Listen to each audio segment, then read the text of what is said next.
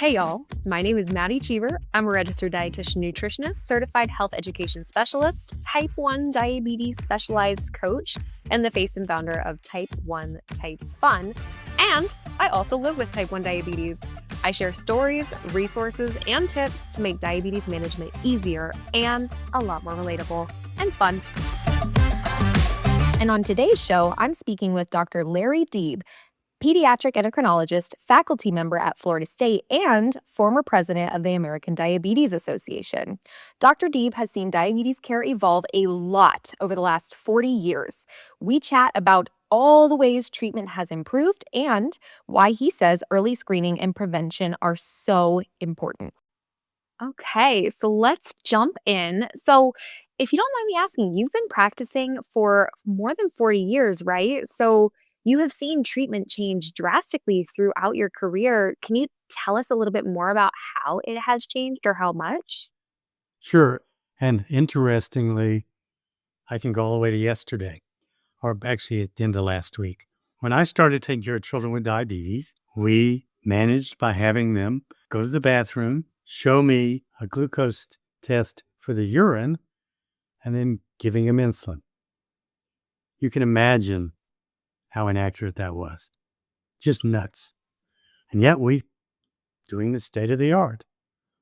And eventually we got to do blood sugars at home with meters, and then some got memory.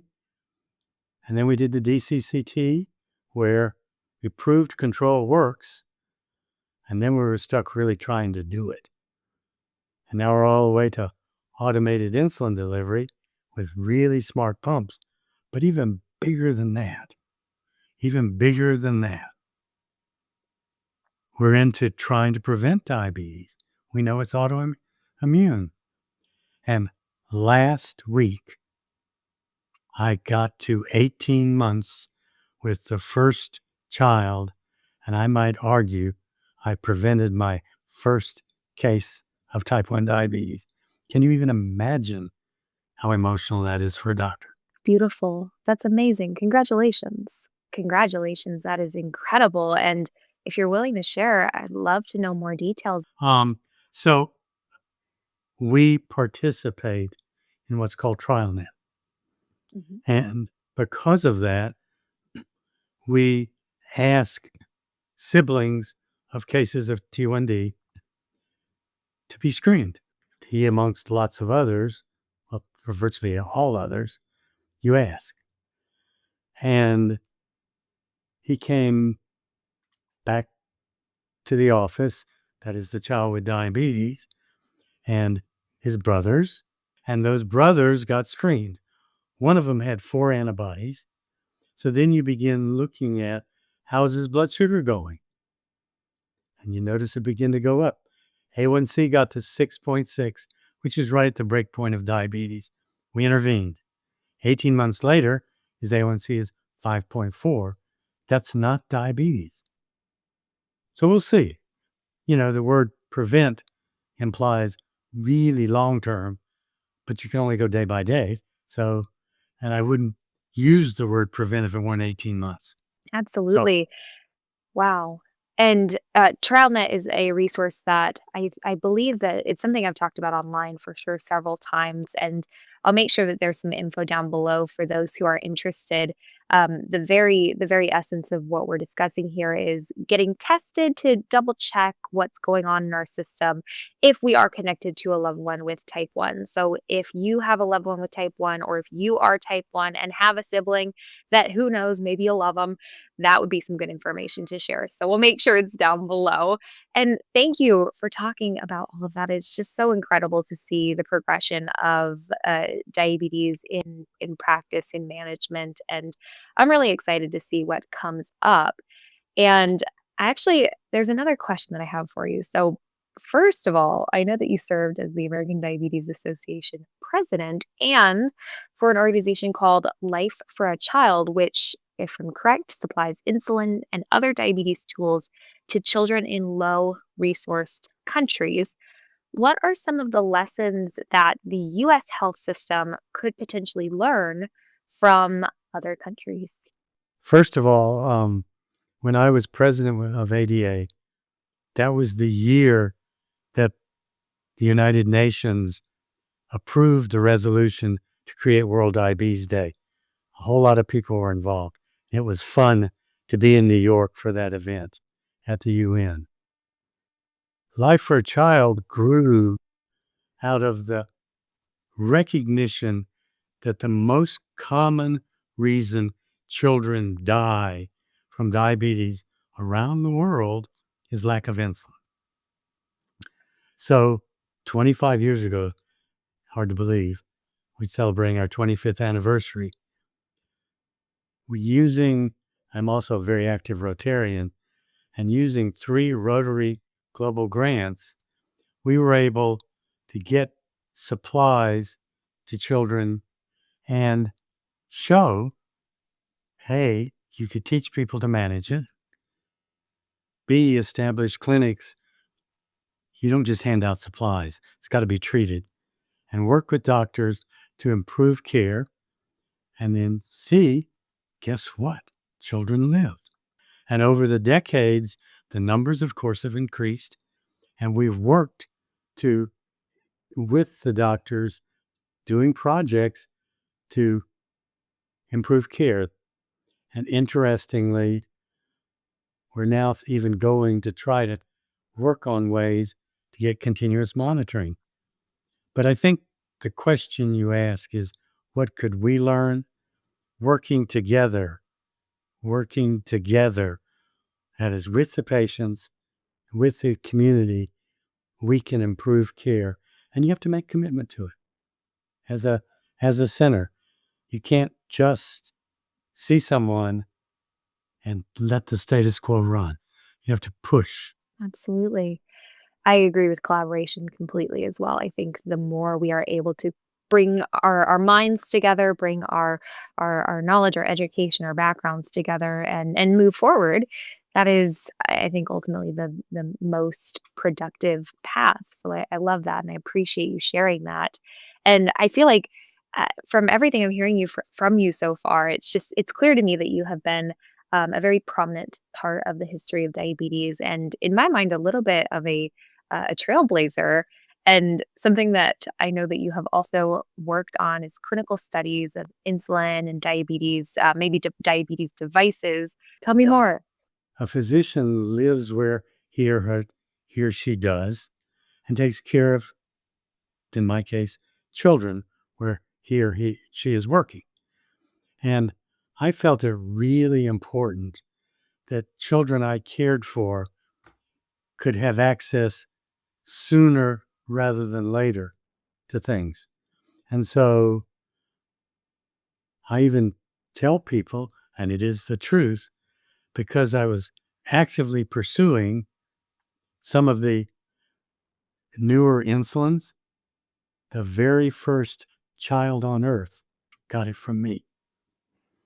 And all of them, you know, Insulin Lispro, Humalog, Lantus, Novolog, Fiasp now, Insulin Degludec, Tresiba. We did those trials, and children received insulin and care and learned to do it. Likewise with the continuous monitors and pumps. And again, early access. And I'm going to start a study using a pill to maybe prevent diabetes. That's coming along. And I really, really want to give the first kid on earth that pill. Oh my goodness. I hope you're able to. Absolutely. Wow, you've touched so many aspects of when I think about my own life even, all of the things that I have to do. This morning, my insulin pump ran out of insulin. What did I have to do? I had to get insulin. I shifted to a new insulin. I had to get my insulin pump sorted out. I switched to a new infusion set, and all of these things, they may be almost minimal, but they can have a huge impact. I'm noticing my blood sugar looks just a little bit different with one of my typical meals today compared to me eating it a few days ago, and maybe those are contributors. So the fact that you have had such a hand in the journey of all those things is just I got goosebumps when you were speaking earlier. It's amazing what you have done and are doing. And I think a lot of the times when I'm talking to a lot of folks, people will ask like, how do you know all the things? How do you keep up with all the things? And the answer is I don't. I don't know all the things. I don't I can't keep up with all the things. But do you have any advice to anyone, patients, providers on how to keep up with all of what's happening, whether it's devices, medications, anything like that? So it really does turn out that you have to decide as a doctor what you want to be, um, because you really can't know everything. But you can have ways to get it fit to you. Here at the FSU Medical School, we have access to thousands of electronic resources. And so every Monday, I get this feed, and a medical student will come in and I say, I wonder what's new this week in the New England Journal of Medicine. The operant word is curiosity. Curiosity. And then I make my patients, and I tell them to do this to me. So why do I make you come see me? And they go, "Blah, da, da, da, da." I said, no, no, no, no, no. You come see me because you pray I'm smarter than the last time. And I've had, why is that like teenagers come in? Are you any smarter this time? And I hope I am. And I hope I am. And so I think that kind of, for me, is what keeps me pushing forward because the people are pushing me, pulling me. Yeah. Yeah. Absolutely. Absolutely. I think having it sounds like there's a little bit of an intrinsic and an extrinsic factor there. And I think the combination of both can Mhm. be a really incredible way to go about it. And I jumped in my thoughts here. I had another question for you if you're okay with it. Of course. When we were talking about the auto antibody testing, that's some of the TrialNet information for anyone who was paying attention at that section. Uh, we could detect those autoantibodies potentially years before onset, correct? Yes. Okay, and so here's my question then, is from your perspective, what is a realistic timeline for potentially preventing type 1 diabetes? Well, I think we're going to learn that. Okay, Presently, the standard is when the blood sugar starts to move up.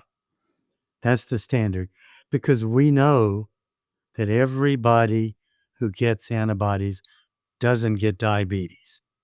That's important.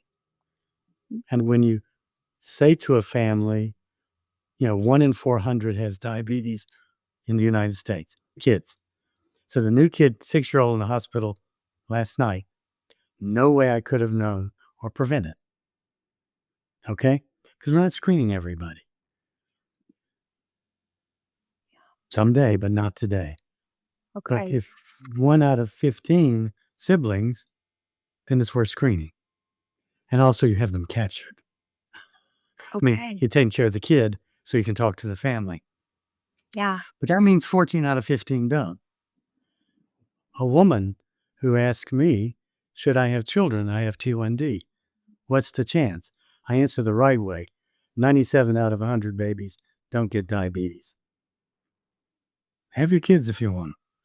Um, so everybody doesn't. And so you don't want to put powerful medicines in somebody who doesn't need it. And so today we wait to see the movement. Someday we'll maybe know they're going to move sooner rather than later. okay. That actually brings up another thought I have too then, and so, one of those signs that you mentioned is the uptick of blood sugar, and so I'm curious to kind of just bring a little bit of context to this conversation. We're talking about type 1 primarily, but when it comes to type 2 diabetes, we know that there have been more young adults or children even, being diagnosed. What are some of those potentially overlooked early signs, if you know, that we should be acting on sooner, and does that differ? So, one, Prediabetes is a big part of obesity. Okay. Not diabetes yet, pre. So the question in these overweight children isn't, and prediabetes is defined as an A1C between normal and it's lab dependent. So if I give a number, the other lab would be wrong. There's a normal and there's a diabetes, and there's a distance between them. Prediabetes. Look, because by the time, so I'll see somebody with slightly abnormal A1C and overweight, and you begin to work at it, and you look at to make sure they're not antibodies. It's not really an overweight kid with early T1D, but they don't have antibodies, they don't have diabetes. Then I remind them getting up in the night to go to the bathroom means things have fallen apart. But even then, you don't want them to end up in the ICU. So therefore, you're doing, that catch me before I fall off, but monitor to see where it's going, and it become a encouragement to see the A1C had been a number and be a number that's lower. In other words, trying to prevent the development of type 2. Okay. So if I can summarize just a few things from maybe what I'm hearing from you, it sounds like we can't just assume, right? Diabetes, which we already know this, but for anyone listening, we can't just assume type 1 or type 2. There are some specific symptoms that are associated with one or the other, and maybe a little overlap depending on how the blood sugar is playing out or what's Mhm. happening. But these are very different diseases. There's some overlap, similar, different, but maybe that's what we could talk about a little bit more is differences in type 1 and type 2 and maybe how it should be approached. Mindset, treatment, lifestyle, monitoring, you name it. What should we know? Right. So I would argue type 2 diabetes in a young person is a worse disease than type 1. Wait a minute, Dr. D. What if you can control them with medicines and this? If you look at the Today trial done and published, it's well over 10 years ago now, and they followed some of those children out. Heart disease, kidney disease, difficulties with pregnancy, all of those things were just rampant in type 2 diabetes. So you really want to prevent it. I mean, do the very best you can to know the risk, and overweight's the biggest start sign to prevent it. Um, and then when not, to manage it. And truthfully, it is a condition that presents itself more in minority children. And therefore, frequently in that group, the social determinants of health are really, use the word, against them. So when you're worried about housing or food or these kinds of things, some of the other stuff related to health and is just harder to be on the front burner. Absolutely. Absolutely. And if you're listening and you are actively considering going into healthcare, or maybe it's of interest, or you just want to know a little bit more, the social determinants of health, I think, can provide a pretty good, or at least a starting point for a little bit more perspective on some of the factors that we look at that aren't necessarily biological markers, for example. So hearing that keyword, I really appreciate you saying that and bringing some Yes. context there. It's just critical when you're caring for people to know the whole story. You know, this is Of the course. second child in a SIV ship, and the one that's a year younger has Down syndrome, or the one that's a year younger has profound autism, and they're struggling, every day financially. You don't blame the victim then. Yeah, absolutely. And from what I'm hearing from you, which I very much appreciate, is you are prioritizing perspective, you're prioritizing collaboration, you are prioritizing seeing people and and helping them the best way that you possibly can. And unfortunately, I do believe that especially now and previous and probably still in future, there are some folks receiving care from people who maybe don't align with those beliefs or practices, right? Who aren't collaborative, who are not going to try their best to be a wonderful, kind provider, or whatever it may be. If someone finds themselves in that position and they don't feel like maybe something's off, would you recommend anything to that person? The each one of us practices in an environment that's unique to them, and I'm incredibly blessed to have wonderful educators, wonderful dietitians, and a dedicated social worker who visits every new child with diabetes, gets to know them, and explores, and then comes report to me, so that you know if what we can do together to do the kind of care they need, and everybody doesn't have that, and I know that. So and everybody doesn't be be able to say to a patient or someone, call Kim, or have access to um, you know, the entire population's continuous monitoring. I don't look at it. But if you call me, I can look at it. Yeah, It's important here. No, Dr. Deeb is not monitoring 600 children's sugars every day. But if mommy's concerned, I can get concerned, or the educators can get concerned.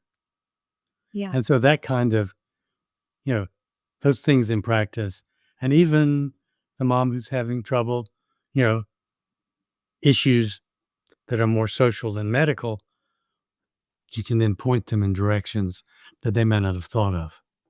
yeah. Okay.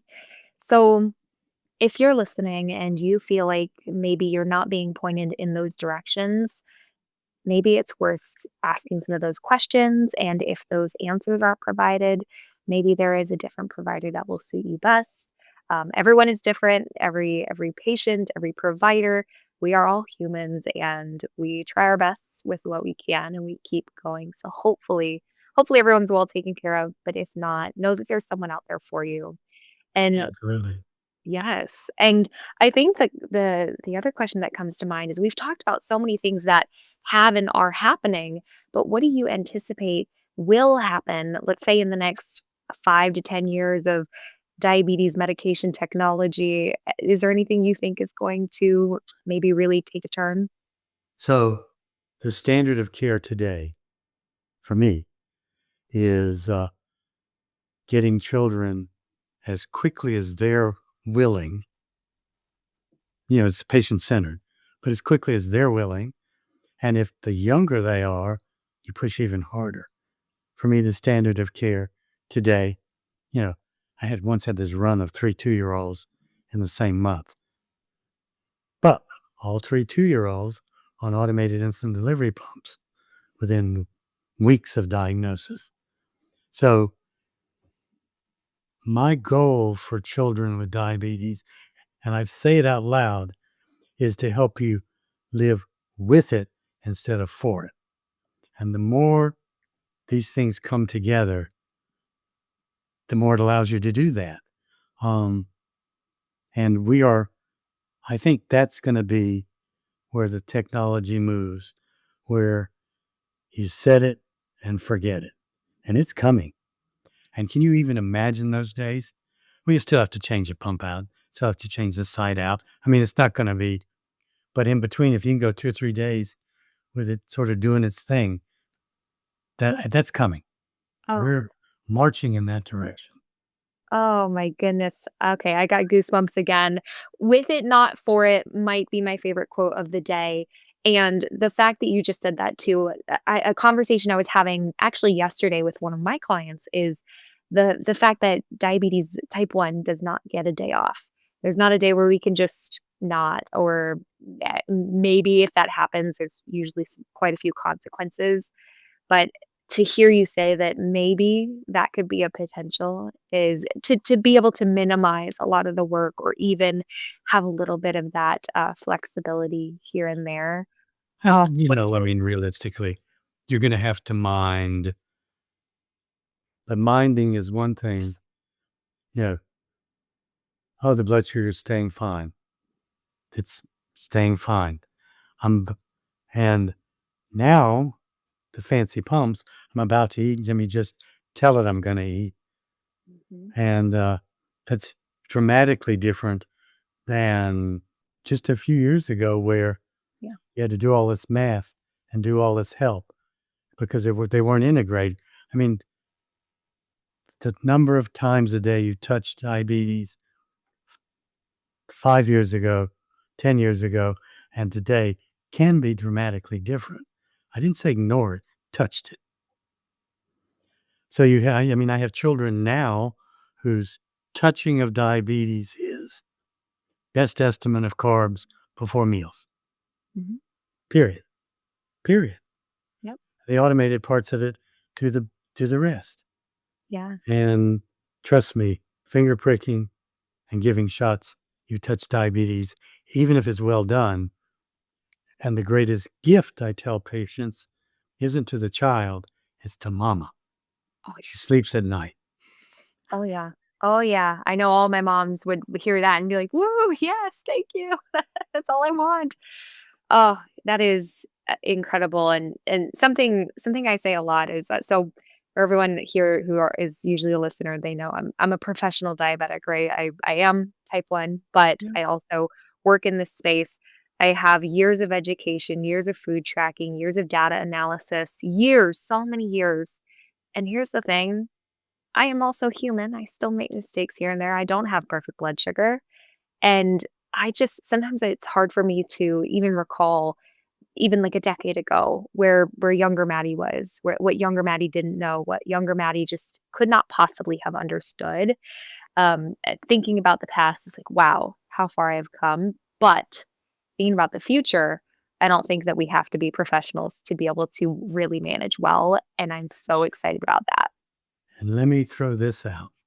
Okay. Okay, where did all the time and range stuff that you see on the Dexcom, on the Libre, on the all the pumps outputs, where did that come from?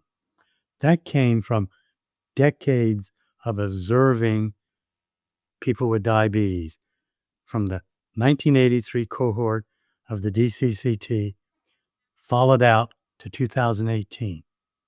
And we looked at complications. And we looked at the blood sugars in those groups because they were saints, I mean to tell you.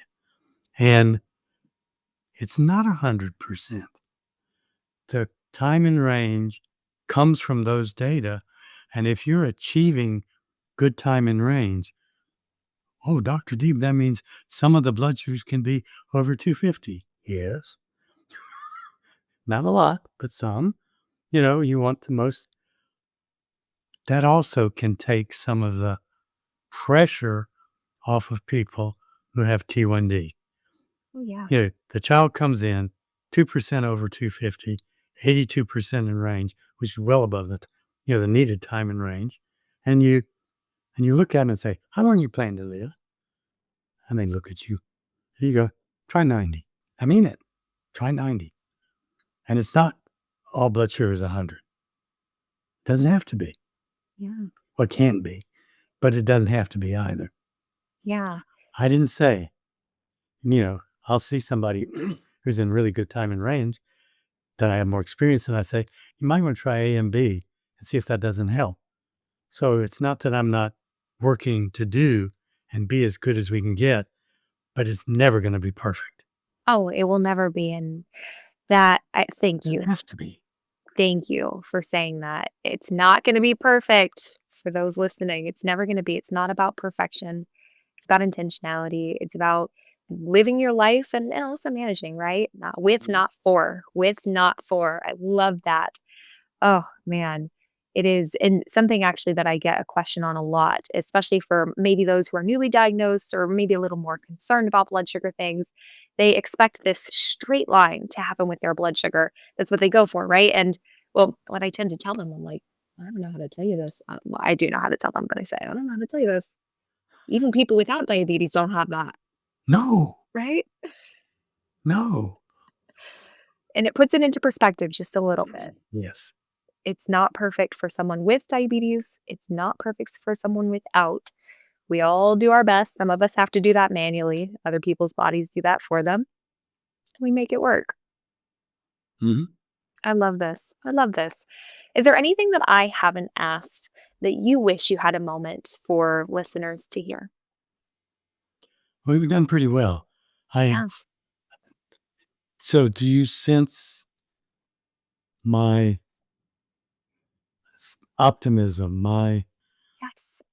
enthusiasm at sort of what we're able to do, the enthusiasm and optimism that we're able to help so much, and you can be successful and you can be healthy and you can be playing the NFL or Major League Baseball or, and, looking at you, if you want 3 kids, have 'em.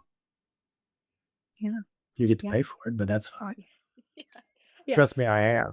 Yes. But nevertheless, live a nice, healthy life. Yes. Yeah, you can do anything. I think the only things that are technically still not necessarily full T1D proof are space travel and super deep sea diving. Maybe the deep sea has changed. I don't think space has, Not super but sea, deep sea, no. okay. Yeah. Not. But, 50, 60 feet's enough. You can get down among the critters Yeah. and enjoy life. Yeah. Yeah. Yeah. And there's And I've a had super certified kids for T1D. Yeah. yeah. And I think there's a lot of opportunity and potential if you have the creativity and are willing to put in a little of the work to figure it out. Even when I get basic nutrition questions, they'll be like, "Oh, well, what would I eat for this?" We really just need creativity. Well, could you have that? Could you have that? Could you have that? It's not really about what you can and can't eat. It's just about Mhm. what and how. And thank you for your positivity today. I definitely felt it. Your hope, the inspiration. I mean, you've provided me inspiration. I got goosebumps twice on this thing, okay? I don't usually get goosebumps, so thank you for the goosebumps. It's such a privilege and such an honor to get to have this conversation. I really appreciate it. I hope everyone listening feels so hopeful as well. And I guess with that, we will see you all on the next episode. But Dr. D, thank you for My bringing things privilege. over. My sincere privilege. Thank you. That's it for today, my friends, but the fun doesn't stop here. If you liked this episode and want more real talk diabetes support, come hang out with me on social. Just search Type 1 Type Fun, all words, or head to type1typefun.com for tools, tips, freebies, and real life resources you can actually use. And if this episode made you laugh, learn, or feel a little more seen, feel free to leave a comment, give it a like, share it with someone you love. But until next time, live empowered, be silly, have fun, and eat some carbs. The information shared on this podcast is for educational and informational purposes only and is not a substitute for professional medical advice, diagnosis, or treatment. Always seek the advice of your physician or qualified health provider with any questions you may have regarding a medical condition. Never disregard professional medical advice or delay in seeking it because of something you heard on this podcast.